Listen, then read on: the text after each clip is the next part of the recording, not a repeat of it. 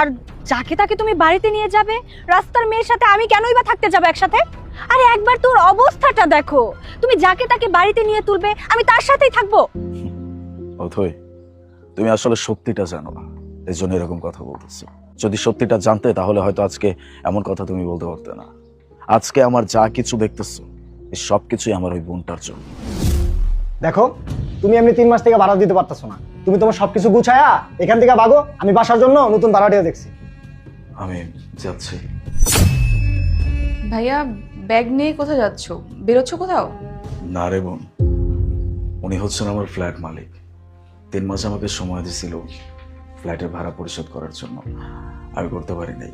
কিন্তু বাসা ভাড়া দিলে না কেন? তুই তো খুব ভালো করেই জানিস, গত 4 মাস যাবত আমি চাকরিটা হারাইছি। অনেক জায়গায় ইন্টারভিউ দিয়েছি, কোথাও সিলেক্ট হইনি, সব জায়গা থেকে রিজেক্ট করে দিছে। কি করব বল? ঢাকায় আসছিলাম ভালো কিছু করার জন্য, ভালো কিছু তো আর হলো না। যাই, চলে যাই গ্রামে গিয়ে এবার চাষবাস করবো।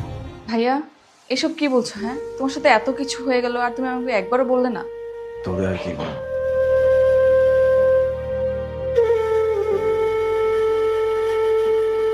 এই নিন আপনার পাওনা সহ আগামী 3 মাসের অ্যাডভান্স। আর শোনেন, আমার ভাইকে নেক্সট টাইম আর বিরক্ত করতে আসবেন না।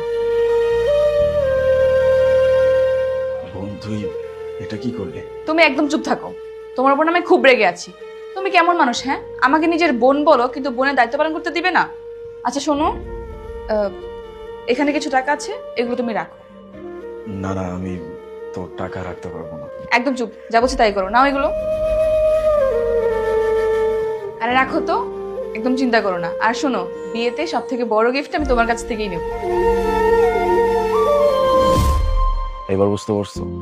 ওই মেয়েটা আমাকে তখন সাহায্য করছে যখন আমার আশেপাশে আমার আপন মানুষজনও কেউ ছিল না, আর তুমি তাকে ছেড়ে যেতে বলতেছো? না, আজকে ওর এইরকম অবস্থা, ও রাস্তায় ভিক্ষা করতেছে, সবকিছু দেখার পরেও আমি ওকে ছেড়ে চলে যাব? কখনো পারবো না। আমি প্রয়োজনে তোমাকে ছাড়তে পারবো, কিন্তু আমার বোনকে আমি ছাড়তে পারবো না। এখন তুমি ওকে অ্যাকসেপ্ট করবা কি করবা না, এটা সম্পূর্ণ তোমার উপর ডিপেন্ড করে, আমি কিচ্ছু জানি না।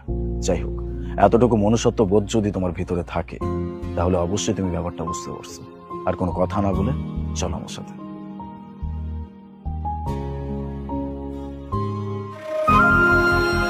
চল।